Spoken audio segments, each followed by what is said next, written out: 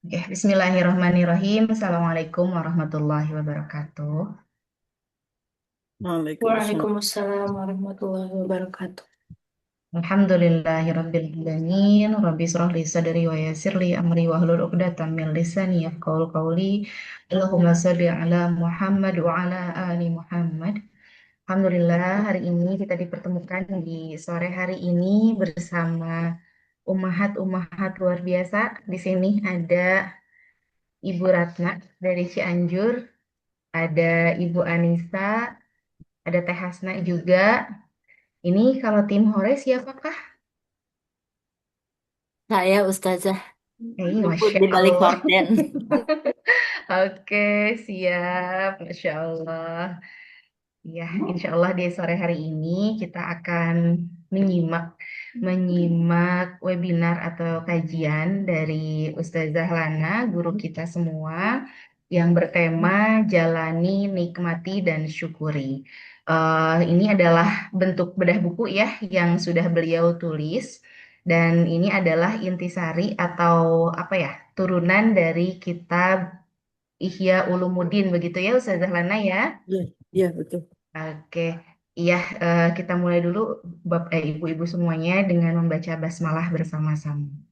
Bismillahirrahmanirrahim. Oke, selanjutnya kita langsung saja. Ustazah Zahrana, ada yang mau di-share dulu mungkin materinya? Udah saya share, udah kelihatan belum? Sudah muncul. Oh iya, sudah. Oke, mangga Ustazah Zahrana, waktu dan tempatnya kami persilahkan.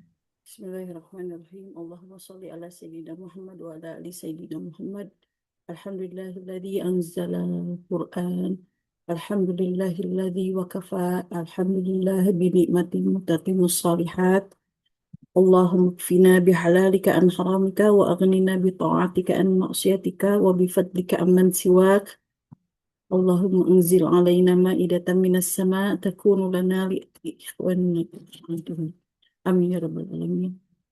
Alhamdulillah, kita awali dengan Al-Fatihah dulu sama-sama ya. A'udzu billahi minasy syaithanir rajim. Bismillahirrahmanirrahim. Alhamdulillahi rabbil alamin. Ar-Rahmanir Rahim. Maliki yaumiddin.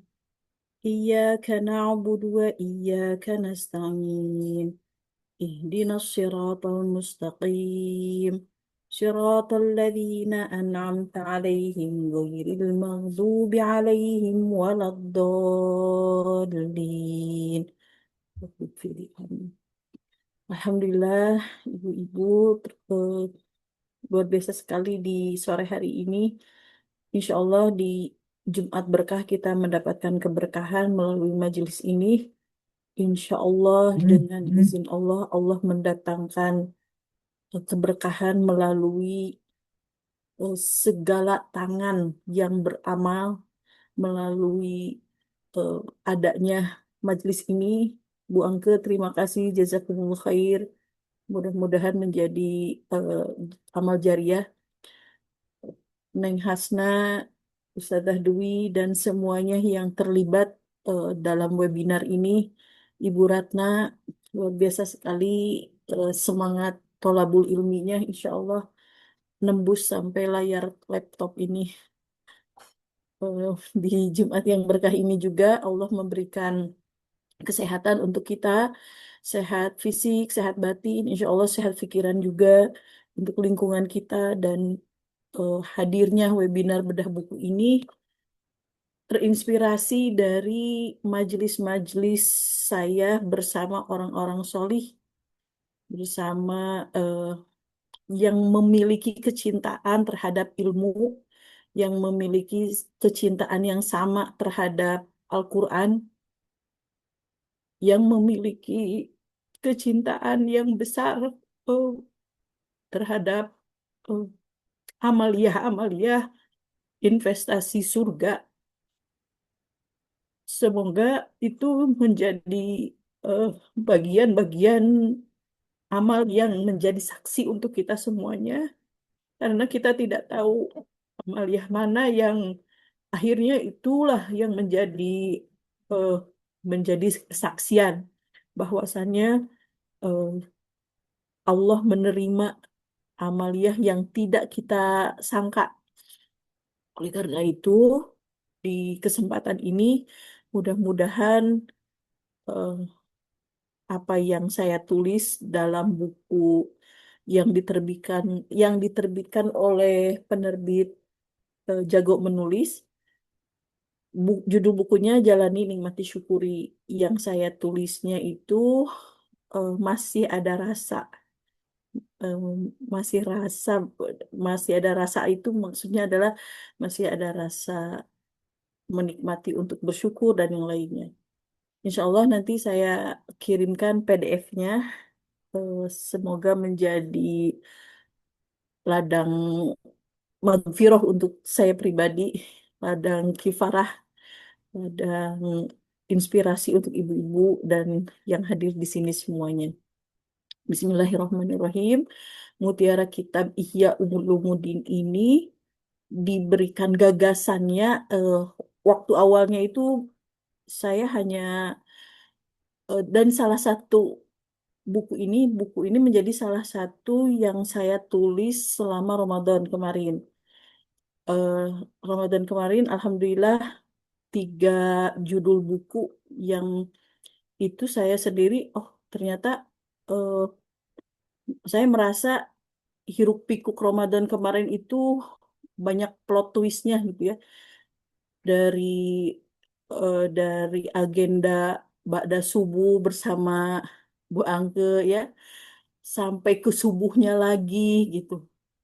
Tapi ternyata Allah memberikan jalan untuk saya bisa menulis dengan 3 judul buku itu dalam 1 bulan. Yang itu belum pernah saya lakukan ya. Maka fabi ayyi ala'i rabbikuma tukadziban. Ini menjadi salah satu nikmat yang harus saya syukuri. Semoga dengan adanya webinar ini menjadi tahadus binikmah wa amma binikmati rabbika fahadith. Dan apabila kamu mendapatkan nikmat fahadith. Fahadith itu sampaikan gitu. Jangan sampai ketika eh, mendapatkan bencana atau kesusahan diomongin, tapi ketika dapat syukur diumpetin gitu. Nah, ini salah satu inspirasinya eh, dari surat Ad-Duha ayat terakhir itu wa amma binikmati rabbika fahadits. Mudah-mudahan ini menjadi salah satu eh, kita melaksanakan amaliyah Al-Quran dari Quran surat Ad-Duha ayat terakhir. Surat Ad-Duha ini insya Allah kita baca setiap hari ketika melaksanakan sholat duha, maka terngiang-ngiang gitu. Eh, Wa in ta'uddu nikmatallahi la tuhsuha. Ketika kamu menghitung nikmat Allah lah tuhsuha, nggak akan terhitung nikmat Allah itu.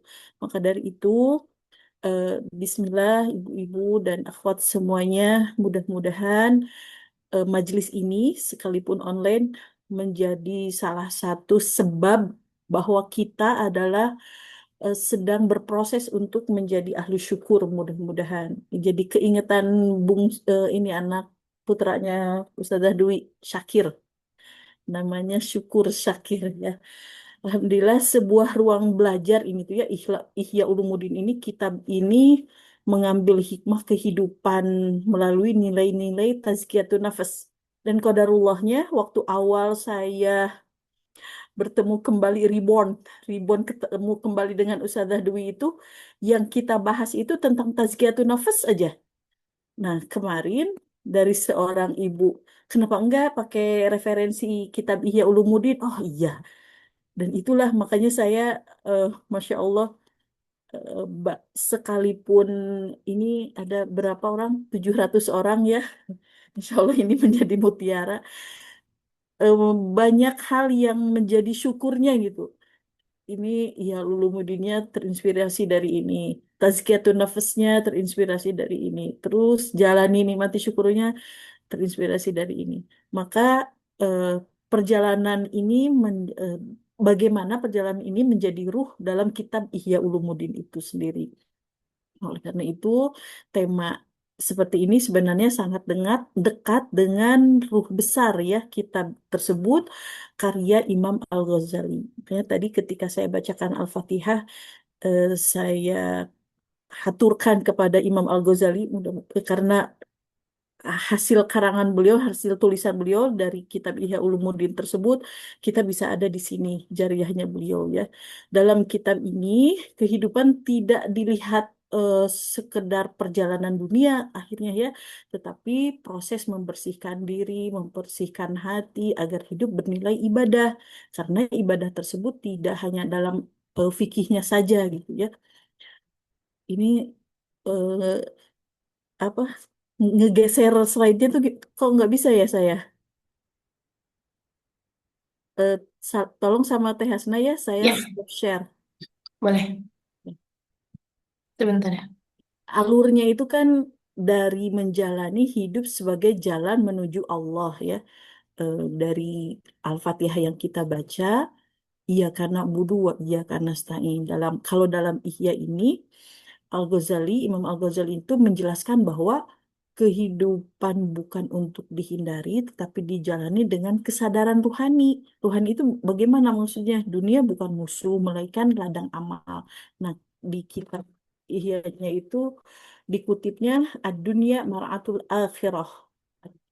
Ini sebenarnya luar biasa sekali ya. Dunia adalah ladang untuk akhirat. Kalau kita ke ladang atau ke tempat kerjaan kan senyaman-nyamannya ladang, senyaman-nyamannya tempat atau kerjaan itu ya sebentar ya, nggak akan berjam-jam.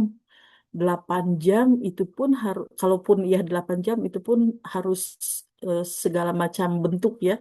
Maknanya setiap aktivitas, kerjaan, belajar, berkeluarga, berjuang menjadi ibadah ketika niatnya benar. Oleh karena itu, Imam Al-Ghazali di sini sangat memeras sekali bab niat ya. Hidup karena hidup itu menurut beliau tidak perlu sempurna dulu untuk bernilai. Makanya di sini juga tidak perlu sempurna harus ada 300 orang dulu misalnya ya, seadanya di sini insya Allah cukup diarahkan, cukup mengarahkan saya pribadi dan kita semuanya kepada Allah. Dari relevansi buku ini ya dengan kitab Ihya Ulumuddin itu jalannya adalah fase menerima takdir, ya, bergerak, tetap berjalan itu berproses terus meski belum memahami seluruh rencana Allah. Tapi kita terus bergerak. Ini penampakan kitabnya seperti itu ya. Barangkali eh, ada yang pernah lihat. Nah, ini tulisan di covernya itu Ihya'u Ulumuddin.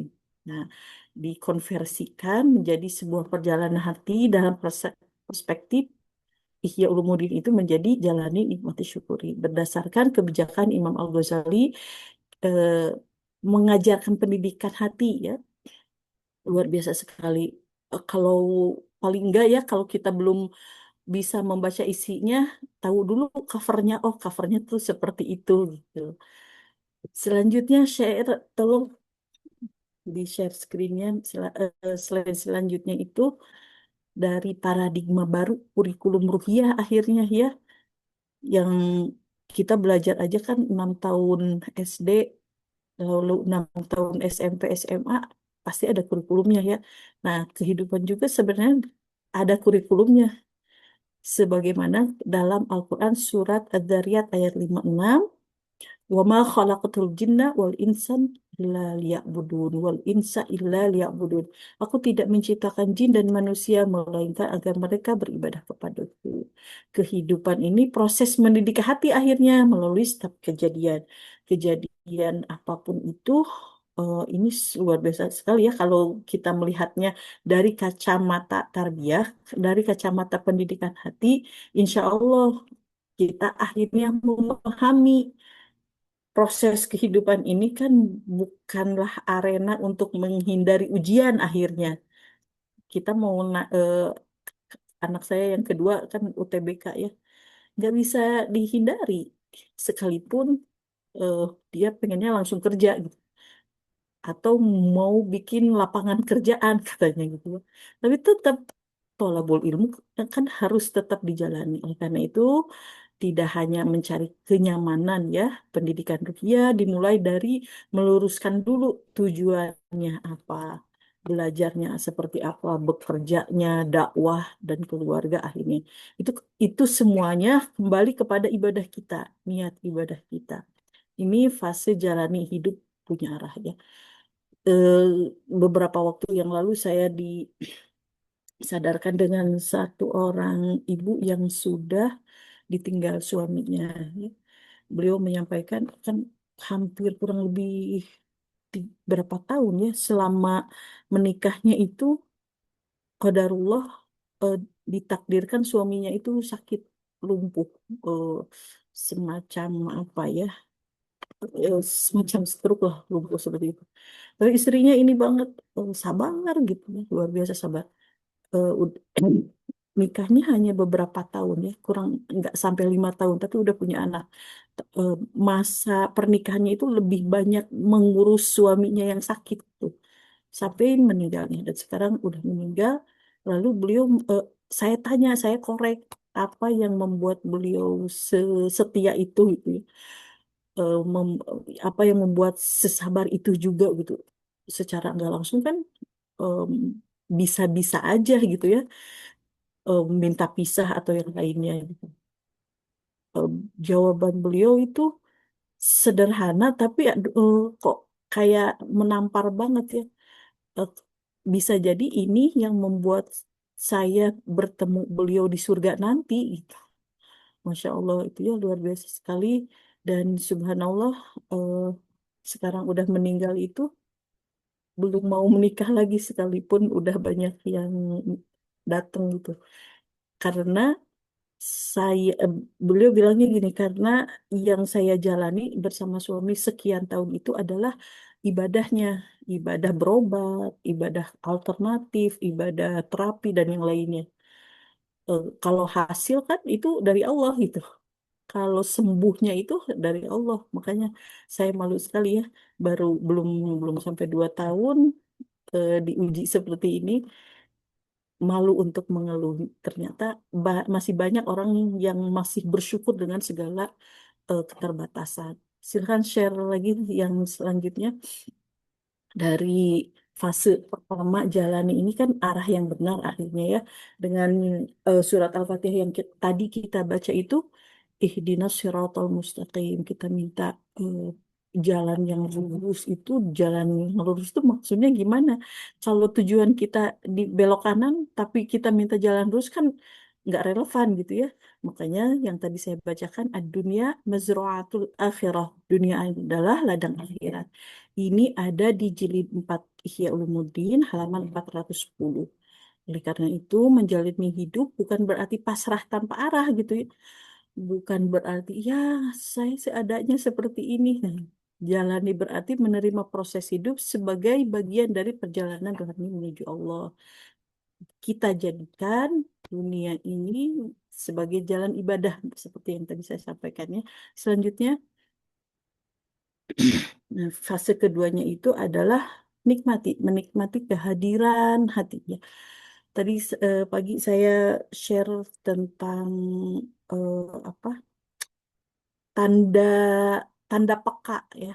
Nah, itu dapatnya tulisan tersebut, bisa ada tulisan tersebut ketika ada seorang guru TK, dia mau sih punya hafalan Al-Quran katanya ya, tapi setiap ketemu Teh Lana kok adanya takut aja gitu. Jadi siun ditagih setoran hafalan lah apalah gitu ya, dan itu tapi nggak maju-maju hafalannya juga gitu, nggak pernah setoran ke saya tapi udah takut duluan gitu. Saya nggak minta, nggak nyuruh, nggak ngapa-ngapain, tapi dia udah ketakutan gitu. Nah akhirnya saya sampaikanlah tulisan tersebut, tanda takut tersebut, husnuzonnya dia justru memiliki keinginan besar untuk mempersamai Al-Quran. Laisa sa'idu min kathratu amwaluhu walakinna sa'ida min taba qalbuhu. Bukanlah orang yang bahagia itu yang banyak hartanya, tetapi orang yang bahagia adalah yang baik tenang hatinya. Jadi jangan sampai ketakutan, belum belum berjuang udah takut gitu. Eh, saya sampaikan kepada ibu guru TK itu, nikmati bukan berarti hidup tanpa masalah atau bergelimangan harta. Ia adalah kemampuan untuk hadir sepenuhnya dalam hidup dengan hati yang hidup dan bersih, yaitu tazkiyatun nafas tadi. Akhirnya, alhamdulillah, beliau berkomitmen, insya Allah sepekan sekali mau setoran hafalan Quran. Kalaupun tidak hafalan Al-Quran, saya mau nyetor bacaan katanya. Alhamdulillah ya. Selanjutnya, di fase yang selanjutnya itu saya tuliskan ada hal-hal yang menarik tentang syukur nikmat ini. Puncak kedewasaan seorang hamba, karena ya syukur ini kalau udah bahas bab syukur ini kayaknya Masya Allah ya, beberapa waktu yang lalu ketika saya sering ada morning happiness atau inspirasi pagi, saya suka tanya, "Hmm, kebahagiaan apa yang hari ini dirasakan?" gitu. Selalu saya tanyakan seperti itu. Karena asyukru wa sorful abadi jami'a ma an'amallahu bihi fima khuliqalahu. Barangkali ibu-ibu atau yang hadir di sini ada yang mau menuliskan kenikmatan atau syukur apa yang dirasakan hari ini selain Alhamdulillah bisa bernafas. Oke, itu semuanya bisa ya. Tapi kira-kira apa sih syukur yang itu tuh ngena banget gitu ya, yang memang tak bisa di tak bisa dipungkiri.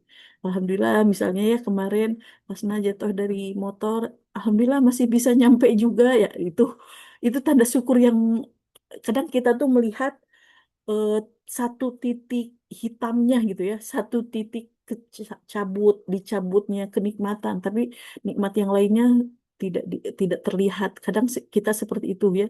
Nah, eh, mungkin mudah-mudahan dengan kita menulis dari rasa syukur tersebut, Allah memberikan nikmat yang lainnya lagi. Mudah-mudahan di Jumat sore itu, kenapa tadi di awal saya membacakan Allahumma kfina bihalalika an haramika wa aghnina bi ta'atika an maksiatika wa bi fadlika ammin siwa.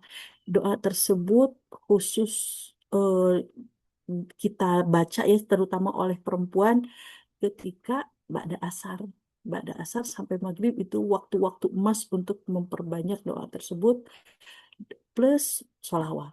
Allahumma sholli wa sallim wa barik alaihi. Silahkan ditulis ya, yang mau ditulis di chatnya boleh. Yang aduh saya mah isiin gitu ya, introvert misalnya tuh nggak mau dituliskan di sana, ya nggak apa-apa, tulis dalam hati. Mudah-mudahan menjadi saksi juga. Yang pasti saya mengajak saya pribadi juga mengajak semuanya untuk sebanyak-banyaknya menulis, menyebutkan, mau itu lisan, mau itu dalam hati, menyebutkan nikmat-nikmat Allah yang kadang kita luput mengingatnya.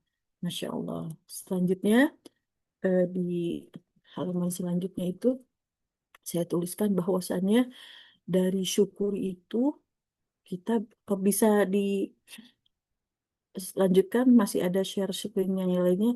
Dari mata kita bisa melihat ya, lisan berkata baik, mm, dalam rangka mensyukuri nikmat juga. Barangkali nanti ada ibu-ibu atau jamaah di sini yang saya nggak mau nulis, mau menyampaikan aja tahadus binikmahnya. Tahaddatsa yuhaditsu ya. Tahadus itu menyampaikan nikmatnya boleh disampaikan di sini ya Ustazah Dwi, eh, hostnya izin disampaikan. Terus kita juga punya waktu untuk beramal, terus ada ujian untuk mendekatkan diri kepada Allah. Anatomi syukur itu kan lebih dari sekedar kata ya, memakai nikmat untuk taat. Nah, tangan yang bisa bergerak ya, memfungsikan nikmat tersebut ada dari harta, waktu sebagai instrumen mendekat kepada Allah Subhanahu wa taala. Dan kita sadari nikmat tersebut, mata yang bisa terbuka ini menyadari secara nitip bahwa segala sesuatu yang dimiliki adalah sebuah pemberian dari Allah, bukan sekadar hasil jerih payah kita ya. Ya pantaslah saya punya ini. Saya kan kerja gitu. Nah, bukan karena itu ya, tapi pastinya karena Allah Subhanahu wa taala. Sehingga kita bisa mengakui pemberi nikmat, hati yang tunduk itu kepada Allah menghadirkan rasa cinta kita kepada Allah dan kerendahan hati kepada Allah yang Maha Memberi. Selanjutnya, di slide selanjutnya ini bisa dilihat ya kerangkaan anatominya itu keselarasan pesan buku dengan mutiara hikmah di kitab Ihya Ulumuddin. Tema populernya ini kan jalani. Kalau konsep di kitab Ihya itu niat dan amal. Kalau fase perjalanan harinya bergerak menuju Allah itu arahnya. Arahnya itu ke niat dan amal. Kalau dinikmatinya, tazkiyatun nafas kita, tazkiyatun nafas itu pembersihan jiwa ya, hati yang hidup dan hadir gitu, tidak kolbun mayit. Kolbun mayit itu hati yang mati. Kalau hatinya sudah hidup, kalau bergerak bisa menuju Allah dengan niat dan amal, insya Allah untuk bisa bersyukur itu dan untuk bisa bersyukur dan sabar itu mateng gitu ya, udah dewasa gitu dari segala pemikiran, keputusan dan yang lainnya. Itu korelasinya ya. Selanjutnya Neng Hasna, benang merahnya seperti itu ya. Eh, Perjalanan bertumbuh sebagai hamba hidup yang bersyukur, itu kunci emasnya ya. Puncaknya itu hidup yang bersyukur karena diawali dengan optimis menjalani hari bukan sekedar rutinitas ya tapi niat untuk lillahi ta'ala untuk bertemu dengan Allah hidupnya sadar gitu hadir sepenuhnya hudurul qalb hadirnya hati menyadari bahwa kebahagiaan itu bersumber dari hati mencapai harmoni total menggunakan segala ketetapannya untuk mengabdi kepada Allah Subhanahu. Ini luar biasa sekali kalau baca korelasi antara Ihya Ulumuddin dengan judul buku ini. Oh, masih banyak ternyata yang belum terbahas gitu. Tapi itulah harmoninya, dinamikanya seorang Imam Al-Ghazali menuliskan buku atau kitab Ihya Ulumuddin ini. Wallahu a'lam itu saja 16.30 ya 30 menit perjalanan seorang hamba di Quran Asy-Syams ayat 9-10 qad aflaha man zakkaha wa qad khaba man dassaha. Kita jalani takdirnya dengan sabar. Saya eh, ini nasihat untuk saya pribadi sebenarnya ya. Untuk bisa lebih bersabar, menikmati prosesnya dengan hadirnya hati kita, mensyukuri hasil karena semuanya berasal dari Allah Subhanahu wa taala di Quran Surat Asy-Syams ayat 9 sampai 10 ini insya Allah semuanya sudah hafal ya yang artinya sungguh beruntung orang yang mensucikan jiwanya dan sungguh rugi orang yang mengotorinya. Mengotorinya itu bisa jadi dengan niat-niat yang salah. Tadi Allahu a'lam. Kitab Ihya Ulumuddin karangan Imam Al-Ghazali. Mudah-mudahan ini menjadi amal jariahnya beliau seorang imam dan menjadikan kita bisa menteladani dari kitab tersebut. Wallahu a'lam bishawab. Wassalamualaikum warahmatullahi wabarakatuh. Saya kembalikan dulu ke Ustazah dulu. Waalaikumsalam warahmatullahi wabarakatuh. Hatur nuhun Ustazah Lana atas nasihatnya di sore hari ini. Ini kan tadi jalani, nikmati, syukuri. Nah, kita biar bisa bersyukur ya, ibu-ibu di sore hari ini. Boleh dong di kolom chatnya, silahkan dimunculkan atau boleh apa ya, sampaikan bentuk syukur apa sih yang luar biasa Allah berikan di ibu-ibu semua, khususnya di hari ini.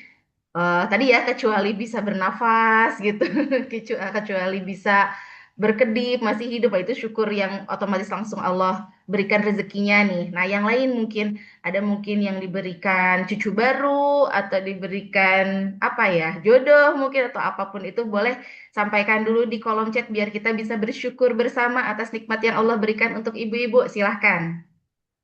Di sini saya mau sapa-sapa dulu ya.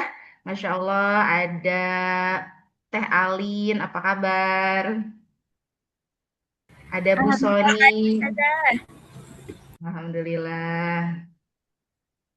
Bu Ratna, ketemu lagi. Tadi malam ketemu ya Bu kita ya Bu. Oke. Ada yang mau nyampain syukurnya lagi Bu di grup? Kalau saya syukurnya hari ini, Alhamdulillah hari ini saya bertemu dengan teman-teman saya yang solih dan solihah yang selalu mengingatkan saya untuk bertakwa kepada Allah. Itu syukur saya di hari ini. Sama Bu Ratna juga ya, dipertemukan dengan orang-orang baik, Alhamdulillah. Lalu dari Bu Anke, Alhamdulillah atas kesehatan yang diberikan Allah, semoga bisa terus bermanfaat. Masya Allah, kita doakan Bu Anke terus sehat ya Bu ya, sehat terus, panjang yuswa, barokah yuswana Bu. Dari Teh Alin, Alhamdulillah bisa ngelihat guru-guru yang Masya Allah, Masya Allah, sehat terus ya Teh Alin ya. Lalu dari Bu Anissa Sudarmono, Alhamdulillah hari ini saya bisa ikut kegiatan ini, menambah kekuatan keimanan dengan bersyukur. Masya Allah. Ada lagi yang mau menambahkan ibu-ibu? Syukur kita di hari ini? Neng Hasna, tuh, udah dibacain belum? Neng Hasna mau menambahkan syukurnya? Sudah dituliskan, Ustazah. Udah ditulis, mana nggak muncul di saya nih? Saya bacain. Alhamdulillah Oh, masih ada. diberikan. Nah, lanjutin. Alhamdulillah masih bisa diberikan kesempatan berkumpul dengan keluarga dan masih dikumpulkan dengan lingkungan yang baik. Alhamdulillah. Oh, tadi kelewat ya yang dibacainnya Teh Alin dulu. Alhamdulillah. Oke, begitu banyak ya Ustazah Lana ya nikmat yang Allah berikan, tapi kadang kita tuh suka lupa gitu. Kalau tadi kita sudah di remember nih tentang jalani, nikmati, syukuri. Ini sedikit pertanyaan, mungkin ibu-ibu juga kita masuk ke sesi tanya jawab ya.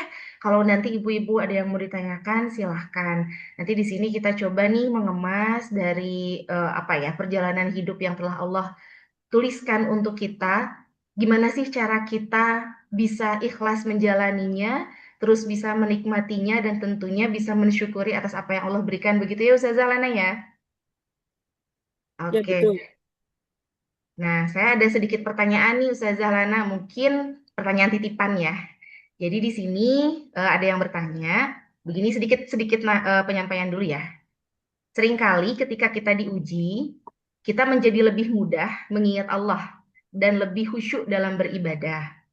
Namun sebaliknya, ketika kita diberi nikmat, kita justru lalai, seolah-olah akan hidup selamanya. Di sisi lain, tentu kita tidak ingin meminta ujian. Lalu bagaimana cara kita menjaga hati agar baik dalam kondisi ujian maupun nikmat, sehingga apapun yang kita terima tetap bernilai ibadah. Begitu saya Zahlana. Eh, Masya Allah, pertanyaan yang luar biasa dan eh, inspiratif untuk menjawabnya ya.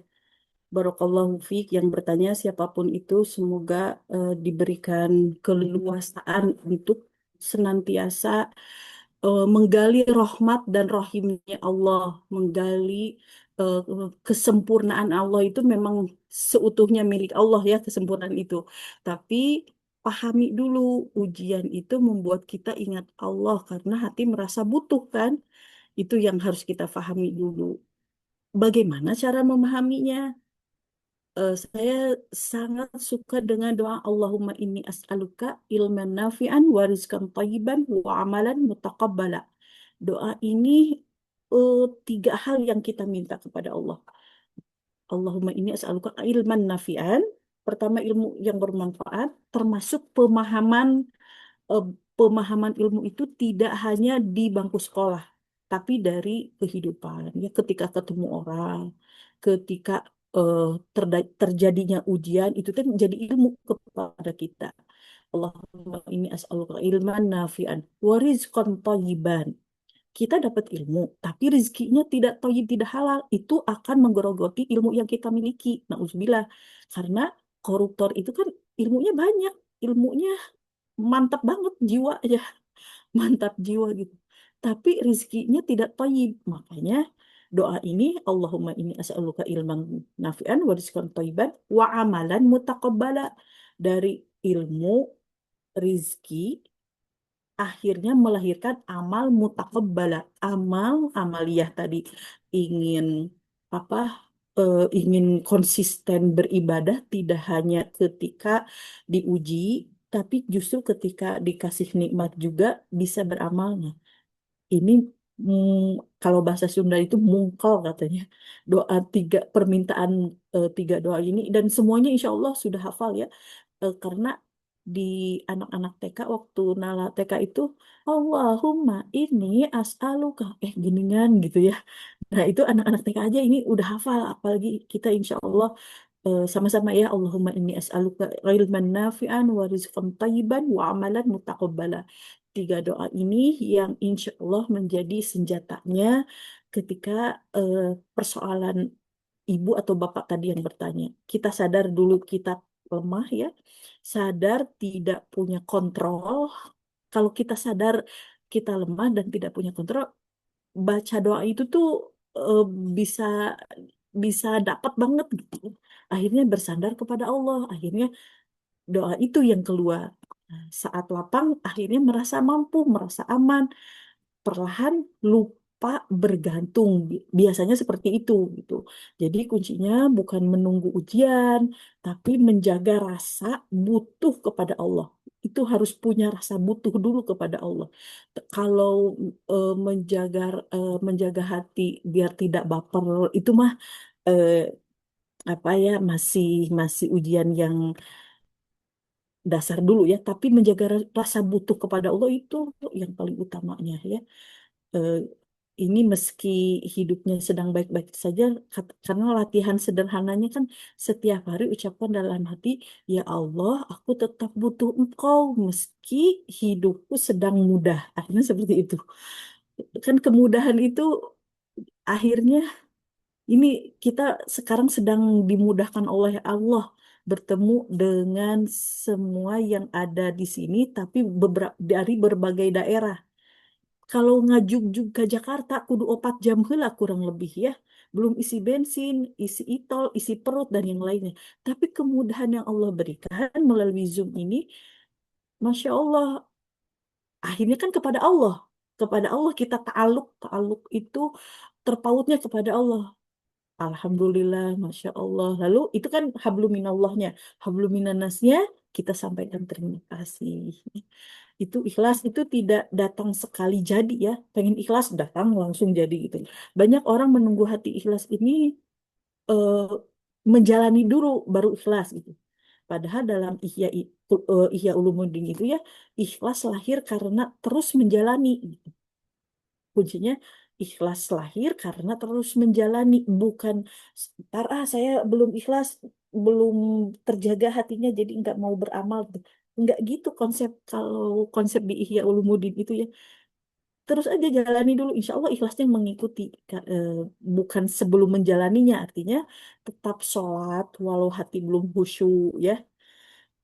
Tetap mengaji walau mood naik turun gitu walau masih malu, udah jalani aja terus. Tetap berbuat baik, walau belum merasa kayaknya belum tulus, penguaka gitu. Enggak gitu, karena akhirnya ikhlas ini tumbuh dari kebiasaan yang kita jaga. Masya Allah ya. Saya ini kan, maaf ya sedikit cerita.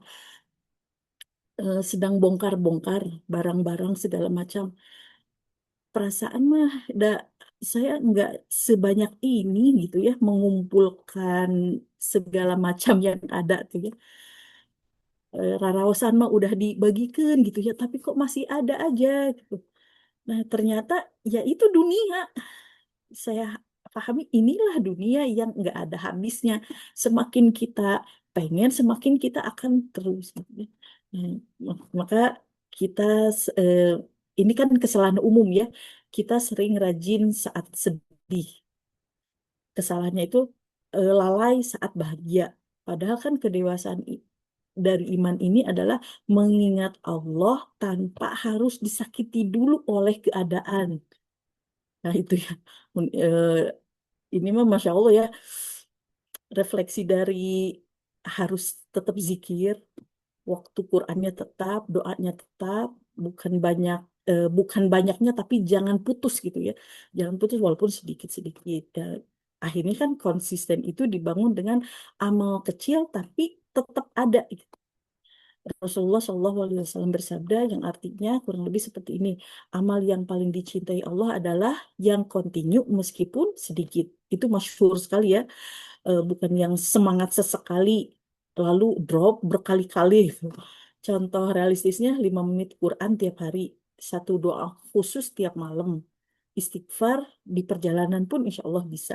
Nah, insya Allah hatinya jadi stabil bukan karena amalan besar ya, tapi karena ritme yang tidak putus. Maka ubah cara pandang terhadap ujiannya, bukan saya dekat dengan Allah karena diuji. Nah, atau yang sederhananya itu saya dekat dengan eh, guru ketika mau ujian aja, mau belajar ketika mau ujian aja, kan nggak gitu ya. Jadi SKS kalau kayak gitu ya. Nah, tapi ujian mengingatkan saya pada keadaan hati yang seharusnya setiap hari. Jadi kan targetnya bukan menunggu hari ujian, melainkan membawa kualitas hati saat diuji ke dalam hari-hari yang biasa-biasa saja. Wallahu alam itu saja mudah-mudahan bisa jadi tazkirah untuk saya pribadi juga. Ketika jatuh harus kembali bangkit, ketika lalai harus tersadar, ketika jauh pasti harus kembali pulang. Wallahu alam. Itu ya Ustazah Dini. Oke, Allahu a'lam. Hatur nuhun Ustazah Lana ya ilmunya. Jadi kita harus mengingat Allah dalam kondisi apapun, baik dalam diberi nikmat maupun diberi ujian. Kadang kan gitu ya kalau misalkan dikasih ujian tuh kayaknya mengingat Allah tuh emang apa ya, otomatis gitu. Tapi kalau misalkan kita dikasih nikmat, kayaknya bakal hidup terus gitu sampai lupa bersyukur sama Allah. Gitu gak sih ibu-ibu? Oke. Dari yang lain ada yang mau bertanya mungkin? Atau Silakan. sharing juga boleh. Tidak Mau tidak sharing harus saya boleh. tidak harus saya Iya. yang menjawab. Eh, Barangkali dari pertanyaan tadi ada yang mau menjawab melengkapi apa yang Oh saya iya. sampaikan juga boleh. Iya, boleh mungkin bagaimana ibu-ibu yang mau menambahkan atau mungkin melengkapi dari penjelasannya Ustazah Lana berdasarkan pengalaman mungkin ya Ustazah Lana ya. Ya. Kalau kita kan masih junior-junior nih dari para senior yang sudah berpengalaman bagaimana caranya menghadapi ujian di dunia yang fana ini. Yang mau sharing buat kita boleh silahkan. Ini insya Allah hasil rekamannya ada, m- kita belum melaksanakan tapi sudah ada yang minta rekaman karena Oh, Masya sore ini Allah. belum bisa gitu. Eh, Masih ada kerjaan atau di perjalanan, Allah alam. Tapi minta rekamannya. Mungkin, insya Allah jadi amal jariah juga buat semuanya. Iya, Itu jadi aja. kita memang insya Allah rencananya akan mengadakan webinar rutin bersama Ustazah Lana dengan tema Tazkiyatun Nafas di setiap hari Jumat pekan keempat. Tapi memang di hari Jumat itu sepertinya masih banyak yang beraktivitas ya Ustazah Lana ya. Mungkin nanti boleh Ya. nih kalau misalnya mau request kira-kira cocoknya waktunya apakah di weekend kah atau di subuh hari atau seperti apa silahkan gitu. Tapi untuk agenda-agenda beberapa bulan ini kami plotkan untuk di hari Jumat pekan keempat Mbak Dasar begitu ya Ustazah Lana ya.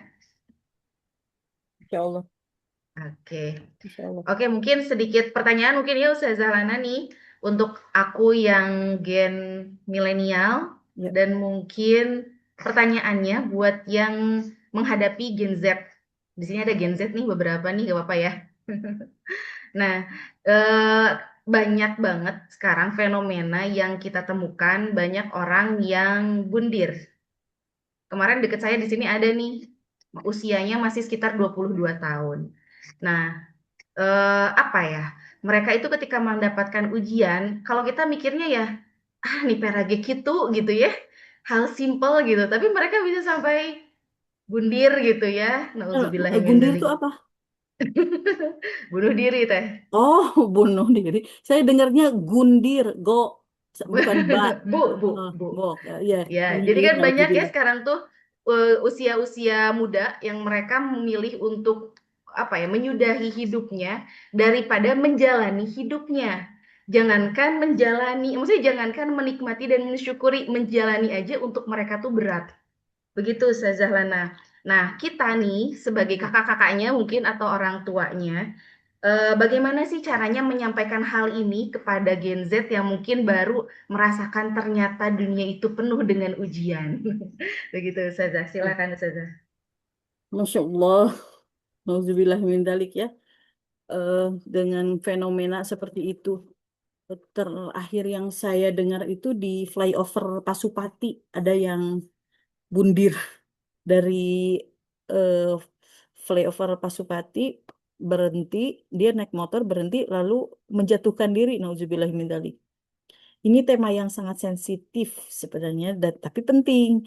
Cara menyampaikannya tidak bisa dengan gaya ceramah kayak kita ngikutin webinar kayak gini gitu ya, atau nasihat keras gitu, atau kalimat harus kuat. Gen Z hidup di dunia yang berbeda. Mereka cepat, terbuka, penuh tekanan batin bisa jadi, tapi sering sendirian secara emosional. Sendirian secara emosional. Kalaupun mereka di tempat ramai, tapi secara emosional sendirian. Maka pendekatannya perlu empati dulu ya. Nggak bisa kita katakan di depan dia pirage sakitu, ya nggak bisa ya.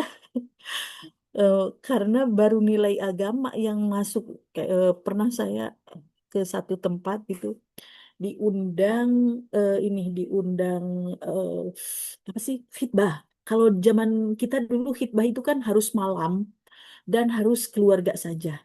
Nah sekarang ternyata fenomenanya khitbah itu di kafe, di resto, di luar, dan nggak malam. Oh ternyata normal ya sekarang seperti ini, dan hampir seperti pernikahan.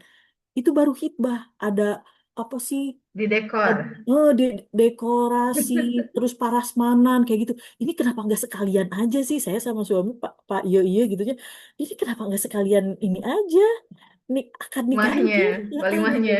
Abang udah siap jadi khutbah, yang khutbah nikah katanya gitu ya. Tapi nggak bisa semudah itu, vertigo, Verduso ya. Mereka zamannya beda. Kita pahami itu dulu. Kenapa Gen Z ini rentan putus asa? Karena sebelum menasehati mereka, generasi milenial ke atas perlu memahami realitas mereka. Mereka ini kan hidup dalam perbandingan sosial tanpa henti. Tekanan pencapaian sejak muda. Ya. Overthinkingnya tinggi, validasi diri bergantung respon orang lain, validasinya itu. Terus mereka tidak cukup meski sudah berusaha gitu. Banyak dari mereka itu bukan ingin matinya sebenarnya, mereka hanya ingin rasa sakitnya berhenti, rasa sakit hatinya berhenti. Jadi, oh bunuh diri gitu. Padahal mah pengen, eh, yang saya pahami ya dari, ketemu dengan anak-anak saya kan Gen Z 2 ya. Jadi kadang suka ngobrol gitu. Itu tuh umur katanya. Padahal dia itu hafalan Qurannya mungkin katanya. Kuat hafalan Qurannya. Dia sering juara-juara gitu. Tapi ketika sekalinya tersakiti itu udah ke tangan di pakai silet itu. Nauzubillahimindzalik. Dan itu udah terang-terangan di depan teman-temannya. Padahal katanya ya, dia masih pengen hidup sebenarnya, menikmati ini itu. Cuman pengen mati rasa aja katanya gitu. Nah, itu yang kita pahami dulu ya, perspektif pendidikan hati yang seperti ini yang dibahas dalam Ihya Ulumuddin juga. Manusia putus asa itu ketika hati kehilangan harapan terhadap rahmat Allah, bukan sekedar karena masalah hidup. Nauzubillah min dzalik. Itu rahmat Allahnya yang dicabut. Nauzubillah ya. Makanya, kita mengajarkan ke mereka itu, Bismillah dulu, minimal ayo Bismillah dulu sebelum melakukan hal-hal lain, itu kan Bismillah dulu. Eh, Dalam suatu literasi itu, ketika seseorang mengucapkan basmalah ya, itu udah terpenggal setan gitu dengan ucapan basmalah. Tapi ya basmalahnya nggak cuma di lisan ya. Kesalahan umumnya itu saat menyampaikan kepada mereka, kamu kurang aman, jangan lebay, gitu ya. Orang lain lebih susah gitu. Atau langsung ceramah agama panjang itu nggak akan masuk. Kalimat seperti ini membuat mereka semakin menutup diri, semakin ingin mematikan rasanya. Gen Z tidak anti agama sebenarnya mereka. Mereka hanya alergi terhadap tidak dipahami.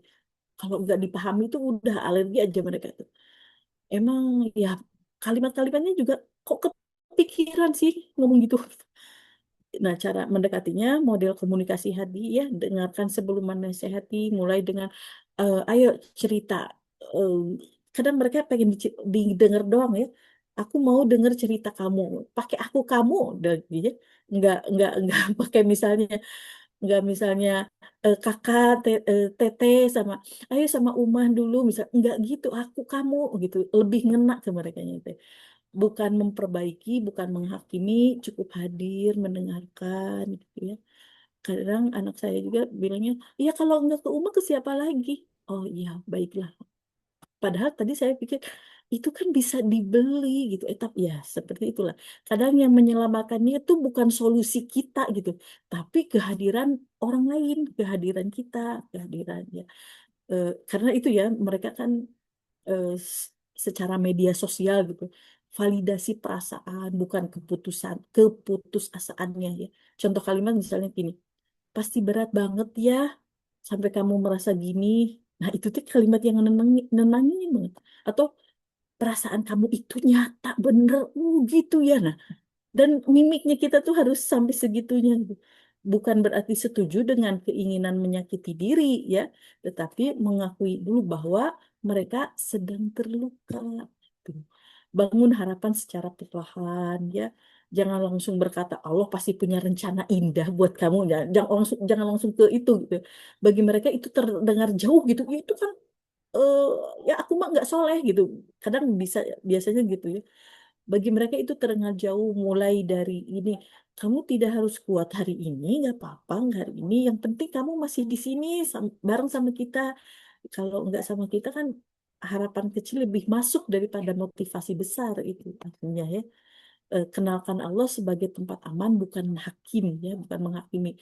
Karena seringkali mereka takut kepada agama karena merasa gagal gitu. Sampaikan seperti ini bisa jadi.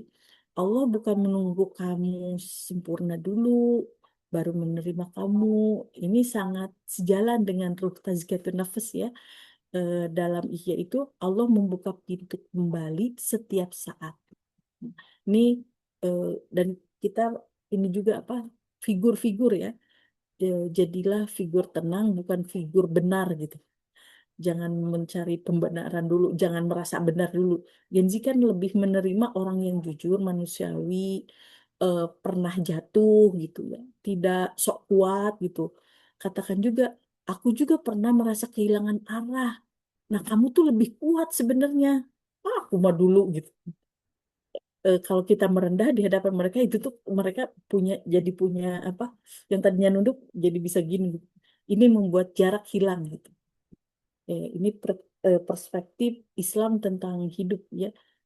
Bukan lomba cepat berhasil, rasa lelah bukan tanda gagal juga.